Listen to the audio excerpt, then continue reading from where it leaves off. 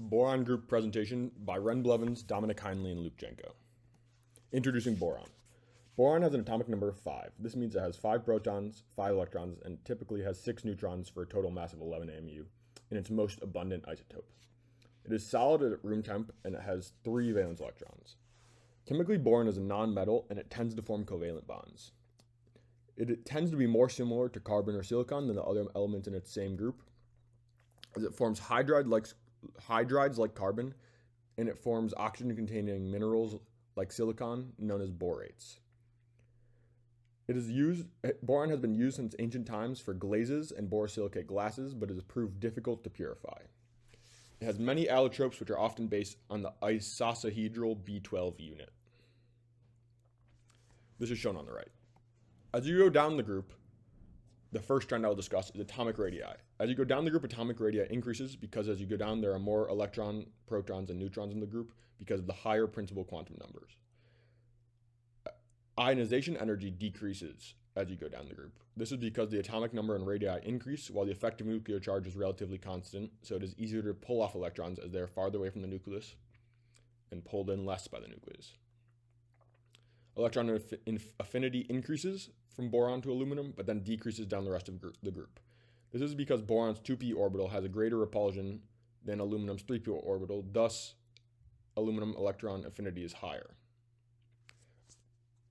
It decreases down the rest of the group as the effective nuclear charge decreases slightly down this group, making it harder for electrons to be added to the atoms. Electronegativity decreases as you go down the group because the electrons are farther away from the nucleus, so the nucleus pulls them in less. Melting point and boiling point both decrease down the group because the atomic radii is increasing. This means the bonding electrons are further away from the nucleus and are not pulled in by the nucleus as much. This results in weaker bonds forming, so the amount of energy required for the element to change to a gaseous or liquid state is lowered, as the bonds holding them in the solid or liquid state are less rigid. For boron's molecular orbitals, boron's electron configuration is 1s2, 2s2, 2p1. Its main bonding orbitals are its 2s and 3 2p orbitals. It has 2pz, 2px, and 2py orbitals. Its molecular bonding diagram, shown on the right for B2, exhibits mixing between the sigma bonding 2s and 2p orbitals as they are close in energy. This results in the 2p sigma bonding orbital being raised above the 2p pi bonding orbital and results in the sigma 2s bonding orbital being lowered. The corresponding anti-bonding orbitals also mix, but they are farther apart in energy, so it is not as significant of a contribution to the diagram. This mixing causes paramagnetic qualities to be detected from the orbitals of B2 because the unpaired electrons in the pi orbital. If there was no mixing, these electrons would reside in the 2p sigma bonding orbital and it would be expected to be diamagnetic. We're now going to be talking about boron reactivity. So boron halides as Lewis acids. Boron trihalides like BF3 are strong electron pair acceptors because boron is electron deficient, making them effective catalysts in reactions like the Friedel-Crafts alkylation. Isoelectric borazine, also known as inorganic benzene, has a structure very similar to benzene, except this structure, as you can see on the top right, has alternating boron and nitrogen atoms. This makes it more reactive than benzene due to differences in electronegativity between boron and nitrogen. Boron nitride exists in forms similar to graphite and diamond. The graphite form can be seen on the left in the hexagonal boron nitride form, while the diamond form can be seen in the cubic boron nitride form on the right there. The graphite formation can be used in lubrication, whereas the diamond formation can be used in insulation and tools that require hardness due to its stability. Next is diborane, which is incredibly reactive. Diborane has a rare boron-boron double bond and it's highly reactive. Studying this diborane bond helps chemists understand electron-deficient bonding and can lead to new catalysts. Next, we'll be discussing relations to elements in other groups. Carbarenes are cage-like clusters with boron and carbon atoms, which show structural stability similar to carbon-based molecules. They're especially useful in medicine, particularly in cancer therapy. Diagonal relationship with silicon. So boron and silicon are positioned diagonally on the periodic table and share some properties, such as forming covalent networks. You can see where boron and silicon are on the periodic table as I circled them below. Both are important in semiconductor technology and stable covalent materials. Boron and beryllium are both electron deficient. They both lack a full octet, so they can form multi-centered bonds, a feature that's uncommon in other elements. This electron deficiency is key to their unique bonding and structures. Next, we're talking about boron reactions. The first one is demethylation of methyl ethers. Boron tribromide removes methyl groups from ethers, which is very useful in pharmaceutical synthesis where precise functional group control is required.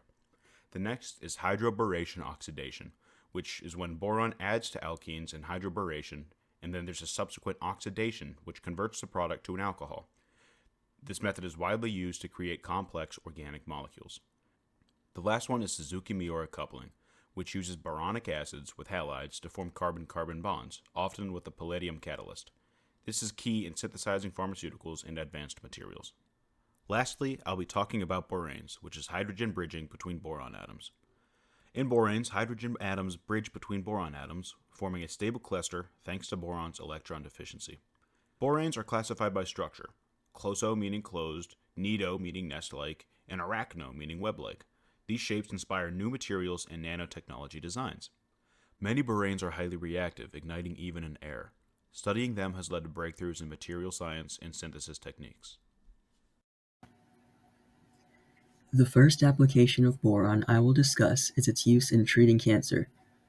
This method is called boron-neutron capture theory. The process of using boron-10 to treat cancer is shown in the figure.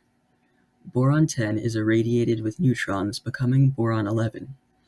A reaction between the irradiated boron-11 and lithium-7 occurs, which releases gamma rays that only target malignant cells and does not damage the surrounding healthy cells. This form of cancer treatment is typically used for treating brain cancer, as well as cancer of the neck and superficial skin cancer. Next, we have the applications of boron in heat-resistant glass known as borosilicate glass. Borosilicate glass does not crack under extreme heat. By adding boron oxide to silicate glass, the thermal expansion of the material is lowered, thermal shock resistance is raised, and thermal conductivity is also raised. Additionally, the borosilicate glass is more durable and has better optics than normal silicate glass. By far, the two most common uses of borosilicate glass is for cookingware and laboratory materials such as beakers, capillary tubes, round-bottom flasks, and most of the glass materials found in the lab. Additionally, it is used for lighting, pharmaceutical containers, and even in nuclear waste disposal. From display cases to street lamps to pan lids, borosilicate glass is all around us. There are many other applications of boron out there, but I have included a few of the more common ones here. Boron is an essential nutrient for plants and is used in fertilizer to ensure healthy plant growth. Boric acid is used in pesticides. Boric acid is also used to treat yeast infections and reduce menstrual cramps. Borax is used in some clothing bleach and laundry detergents. Boron is also commonly used as a semiconductor in computers and optics. An interesting fact about boron is that it is the only nonmetal that commonly forms sextets. This sextet-Lewis structure can be seen in the figure on the right. Boron is considered electron deficient due to its formation of sextets. There are a few other molecules that violate the octet rule and are considered electron deficient, such as helium and hydrogen, but boron is the only one that is a nonmetal that commonly forms sextets. Another interesting fact about boron is that it's responsible for turning flames of rocket fuel upon initial combustion green.